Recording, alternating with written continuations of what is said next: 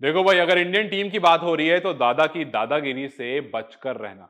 जी हाँ, सौरव गांगुली ने जय शाह, रॉजर बिनी, हार्दिक पांड्या, ईशान किशन एक ही बार में सबकी क्लास लगा दी। रॉजर बिनी जो कि प्रेसिडेंट है बीसीसीआई के, जय शाह जो कि सेक्रेटरी है बीसीसीआई के, और ईशान किशन, हार्दिक पांड्या को तो हम सभी जानते हैं। सबसे पहले उन्होंने ईशान किशन के बारे में बात करते हुए कहा कि रॉजर बिनी को और जय शाह को ईशान से बात करनी चाहिए। उन्होंने कहा आखिर ऐसा क्या हो गया कि कॉन्ट्रैक्ट से निकालने की बात हो गई। जरूर कुछ बात हुई होगी, जरूर आपके बीच में पहले भी कुछ हुआ होगा। और ईशान लगातार खेलते हुए हैं। ऐसा नहीं है कि ईशान ने रणजी नहीं खेला या फर्स्ट क्लास क्रिकेट नहीं खेली है। ईशान खेलते हुए आए हैं, चाहे वो व्हाइट बॉल हो या फिर रेड बॉल हो, और यहां पर भी जब उनको मौका मिला तो उन्होंने खेला है। और क्या ये सब खेल के वो बेकार खिलाड़ी बन गए? नहीं ना, वो और बेहतर हो रहे थे। तो आखिर ऐसा क्या हो गया अचानक से कि आपने इतना बड़ा फैसला ले लिया? और अगर लिया है तो वो आपका खिलाड़ी है, आप उससे बात कीजिए, डायलॉग स्टार्ट कीजिए उसके साथ, कम्युनिकेशन स्टार्ट कीजिए उसके साथ। फिर उसके बाद उन्होंने कहा कि दिल्ली कैपिटल्स के सारे खिलाड़ी सैयद मुश्ताक अली, विजय हजारे और रणजी ट्रॉफी खेल करके आते हैं। ईशांत शर्मा तक रणजी खेल करके आए थे। वो इशारतन मुंबई इंडियंस के खिलाड़ियों के बारे में कह रहे थे। तो आखिर ऐसा क्यों कि आप ये कह रहे हैं कि मैं आईपीएल की तैयारी कर रहा हूं? आपको जो भी क्रिकेट चल रहा होता है, आईपीएल से पहले इनफ गैप मिलता है, और आईपीएल के टाइम पर और कोई सा टूर्नामेंट नहीं चल रहा होता है, तो आपको हमेशा वो गैप मिलता है और वो गैप देख करके शेड्यूल रखा जाता है। तो आप उस हिसाब से अपने आप को प्रिपेयर कर सकते हो।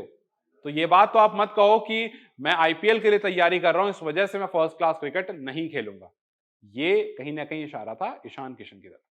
तो पहले ईशान का फेवर भी लिया, फिर ईशान को सुना भी दिया।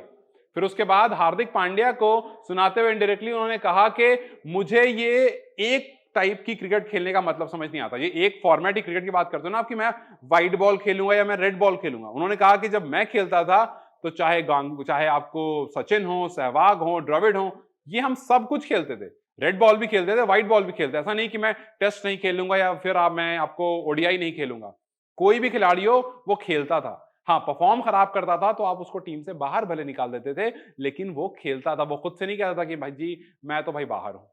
तो मुझे ये तो समझ में नहीं आ रहा। और जो वर्कलोड मैनेजमेंट की आप बात करते हो, इस वर्कलोड मैनेजमेंट को अगर आपको वाकई समझना है तो एक बार देख लो जेमी एंडरसन की तरफ।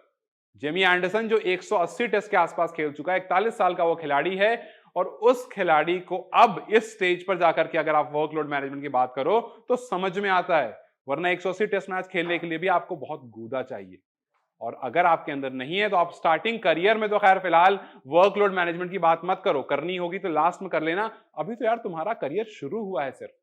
उन्होंने कहा कि अगर फास्ट बॉलर के बारे में बात होती है तो मैं समझता हूं कि हाँ जी, उनको वर्कलोड मैनेजमेंट ज्यादा करना होता है, क्योंकि वो ज्यादा फटीग से गुजरते हैं। जाहिर सी बात है, वो ज्यादा गेंदबाजी करते हैं, 50-50, 100-100 ओवर करने पड़ जाते हैं उनको टेस्ट मैचेस में। तो अगर इतना कर रहा है कोई खिलाड़ी तो उसको जरूरत पड़ेगी। जब आपने जसप्रीत बुमराह को रेस्ट दिया तो मैं उसके साथ था, लेकिन बैटर्स को रेस्ट देने का क्या मतलब होता है? टेस्ट मैचेस में आपको वैसे भी उतना गैप मिलता है। अगर एक खिलाड़ी पूरे दिन बैटिंग कर रहा होता तो बाकी खिलाड़ी बैठे होते हैं। अगर एक टेस्ट मैच और दूसरे टेस्ट मैच के बीच में गैप देखेंगे, अभी आप देख लें, चौथे टेस्ट मैच और पांचवें टेस्ट मैच के बीच में अच्छा खासा गैप है। और ये गैप काफी है आपको वापस से नॉर्मल होने के लिए और नेक्स्ट गेम के लिए रेडी होने के लिए। वहां पर भी उन्होंने क्लास लगाई। तो कुछ इस तरह से उन्होंने हार्दिक, ईशान, या फिर आप जय शाह की बात कर लें, रॉजर बिनी की बात कर लें, एक एक करके उन्होंने सबकी क्लास लगा दी और सबको बता दिया। इस टीम का कप्तान था मैं, तो जरा मेरी बात ध्यान से सुनो। आपको क्या लगता है, क्या गांगुली ने बिल्कुल सटीक या कुछ ज्यादा सच बोल दिया, बिल्कुल सटीक बात कह दी? क्या आप भी गांगुली की बात से इत्तेफाक रखते हैं? अगर हाँ तो मुझे अपनी राय कमेंट सेक्शन में जरूर बताएं। इस वीडियो को लाइक और शेयर जरूर करें और जाते जाते चैनल को सब्सक्राइब करते जाएं।